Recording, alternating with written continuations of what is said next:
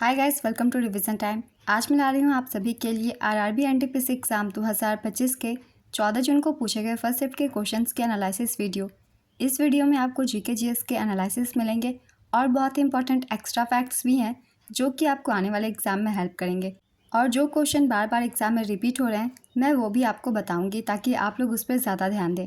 तो चलिए वीडियो को स्टार्ट करते हैं। मगर वीडियो को स्टार्ट करने से पहले अगर आप चैनल पर पहली बार हैं तो चैनल को ज़रूर सब्सक्राइब कर लें और साथ ही इस वीडियो को लाइक भी ज़रूर कर दें। तो चलिए स्टार्ट करते हैं 14 जून को पूछे गए फर्स्ट शिफ्ट के सारे क्वेश्चंस। क्वेश्चन नंबर 1, कौन सीआरपीएफ के नए महानिदेशक नियुक्त हुए हैं? इसका आंसर है ज्ञानेंद्र प्रताप सिंह। ज्ञानेंद्र प्रताप सिंह को सीआरपीएफ के नए महानिदेशक के रूप में नियुक्त किया गया है। नेक्स्ट क्वेश्चन, वर्ष 2025 में 56वां सीआईएसएफ स्थापना दिवस कहाँ आयोजित हुआ था? इसका आंसर है तमिलनाडु के तक्कोलम में। हर साल 10 मार्च को सीआईएसएफ स्थापना दिवस मनाया जाता है। सीआईएसएफ का 56वां स्थापना दिवस तमिलनाडु के तक्कोलम में आयोजित हुआ था। इसमें मुख्य अतिथि के रूप में केंद्रीय गृह मंत्री अमित शाह शामिल हुए थे। नेक्स्ट क्वेश्चन, नामदफा राष्ट्रीय उद्यान कहाँ स्थित है? इसका आंसर है अरुणाचल प्रदेश में। अगर आप लोगों ने पहले की एनालिसिस वीडियो देखी होगी तो जब भी राष्ट्रीय उद्यान से क्वेश्चन पूछे गए थे मैंने एक्स्ट्रा फैक्ट्स में काफ़ी सारे राष्ट्रीय उद्यान के बारे में बताया था, जिसमें से नामदफा राष्ट्रीय उद्यान भी था।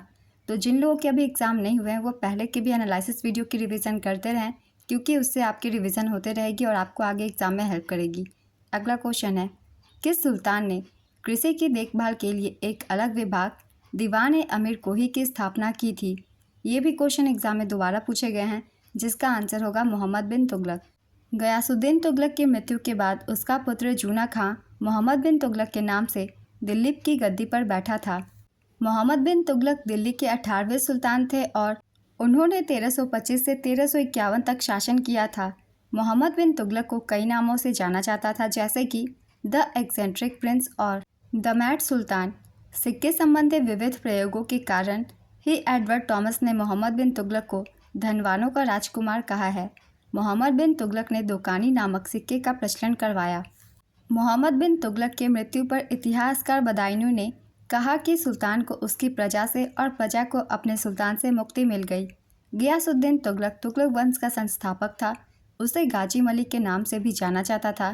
वह दिल्ली का पहला सुल्तान था जिसने गाजी या काफिरों के कातिल का खिताब लिया था। तुगलक राजवंश को कुरानाह तुर्कों के राजवंश के रूप में भी जाना जाता था। ये सारे मोहम्मद बिन तुगलक और तुगलक वंश से कुछ इंपॉर्टेंट सारे पॉइंट्स थे। कुछ महत्वपूर्ण विभाग है जिनकी स्थापना कुछ इन शासकों द्वारा की गई थी, जिससे एग्जाम में क्वेश्चन पूछे जाते हैं, तो उसके बारे में हम सब एक बार रिवीजन कर लेंगे। जैसे कि दीवाने बंदगान, ये गुलामों का विभाग था। इसकी स्थापना फिरोज शाह तुगलक द्वारा शुरू की गई थी। दीवाने मुस्तखराज, ये बकाया विभाग था। इसकी स्थापना अलाउद्दीन खिलजी के द्वारा की गई थी। दीवाने वजरत राजस्व और वित्त विभाग था। मुगल साम्राज्य द्वारा इसकी शुरुआत हुई थी। दीवाने कूजा न्याय विभाग था। इसकी भी शुरुआत मुगल साम्राज्य ने की थी। दीवाने अर्ज सेना विभाग था। इसका गठन बलबन के द्वारा किया गया था और इससे एग्जाम में ज़्यादा क्वेश्चन पूछे जाते हैं, इसलिए इसे याद रखिएगा। अगला क्वेश्चन है, 1820 में सिंहभूम में कौन सा विद्रोह हुआ था? इसका आंसर है हो विद्रोह।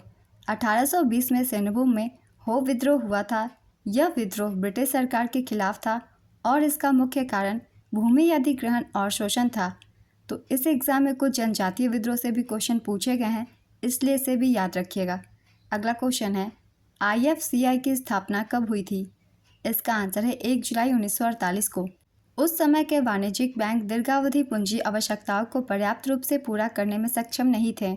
अर्थव्यवस्था की पूंजी आवश्यकताओं को इस कमी और मांग आपूर्ति के अंतराल को भरने के लिए भारत सरकार ने आईएफसी अधिनियम 1948 के द्वारा 1 जुलाई 1948 को the industrial finance corporation of India IFCI की स्थापना की थी।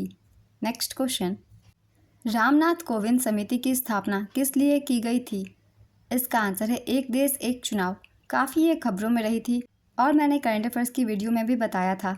वन नेशन वन इलेक्शन पर विचार के लिए बनाई गई पूर्व राष्ट्रपति रामनाथ कोविंद की अध्यक्षता वाली कमेटी ने 14 मार्च 2024 को राष्ट्रपति द्रौपदी मुर्मू को अपनी रिपोर्ट सौंप दी। यह 18,626 पन्नों की है। नेक्स्ट क्वेश्चन, पाइका विद्रोह ब्रिटिश ईस्ट इंडिया कंपनी के शासन के खिलाफ मुख्य रूप से भारत के किस हिस्से में एक सशस्त्र विद्रोह था?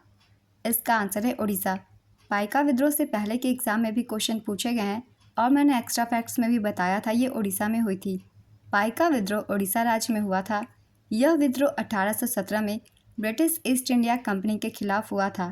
पाइका, जो उड़ीसा के पारंपरिक योद्धा थे, ने बख्शी जगबंधु के नेतृत्व में विद्रोह किया था।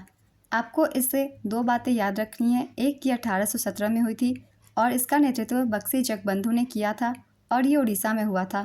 इतने पॉइंट्स को आप सब अच्छे से याद रखिएगा। अगला क्वेश्चन है, हिंदी भाषा के विकास के लिए विशेष निर्देश भारत के संविधान के किस अनुच्छेद में है? इसका आंसर है अनुच्छेद 351 में। 97वां संविधान संशोधन के माध्यम से किसे संवैधानिक दर्जा दिया गया था? इसका आंसर है सहकारी समिति को। सहकारी समिति से लगातार एग्जाम में क्वेश्चन पूछे जा रहे हैं, इसलिए इसके बारे में अच्छे से याद रखिएगा। 2011 के 97वें संवैधानिक संशोधन अधिनियम ने सहकारी समितियों को संवैधानिक दर्जा और संरक्षण दिया। इसने सहकारी समितियों को मौलिक अधिकार बनाने का अधिकार बनाया। अनुच्छेद 19 के तहत इसमें सहकारी समितियों के प्रचार पर राज्य नीति का एक नया निर्देश सिद्धांत शामिल था। अनुच्छेद 43B में इसका प्रावधान है। इसने संविधान में एक नया भाग 9B जोड़ा जो सहकारी समितियों के रूप में हकदार है और इसका उल्लेख अनुच्छेद 243ZH से 243ZT तक है। सहकारी समिति से ये सारे पॉइंट्स बहुत ही इंपॉर्टेंट है, इनसे भी एग्जाम में क्वेश्चन बन रहे हैं, इसलिए इसे भी याद रखिएगा। अगला क्वेश्चन है, अल्जीरिया न्यू डेवलपमेंट बैंक का सदस्य कब बना? इसका आंसर है 19 मई 2025। काफ़ी रिसेंट की क्वेश्चन है, मैंने करंट अफेयर्स में भी बताया था। एनडीबी की स्थापना ब्रिक्स देशों के द्वारा की गई थी और अल्जीरिया इसका नया सदस्य बना है। 2025 में ब्रिक्स समिट का आयोजन ब्राज़ील में किया जाएगा, इसे भी याद रखिएगा क्योंकि ब्रिक्स से क्वेश्चन बन रहे हैं एग्जाम में। नेक्स्ट क्वेश्चन, जब किसी शहर या क्षेत्र की जनसंख्या 10 मिलियन से अधिक हो जाती है तो उसे क्या कहा जाता है? इसका आंसर है मेगा सिटी।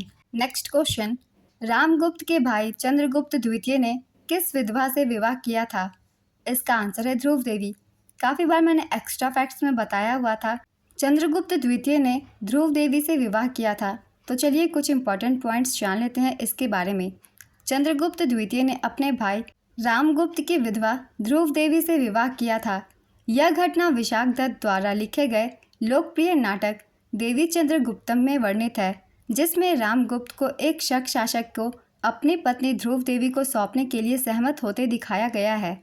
लेकिन चंद्रगुप्त द्वितीय, जो ध्रुव देवी से विवाह करना चाहता था, ने शक शासकों को मारकर ध्रुव देवी से विवाह कर लिया था। अगला क्वेश्चन है, बंगाल और मद्रास प्रेसिडेंसी को किस एक्ट के तहत मिलाया गया?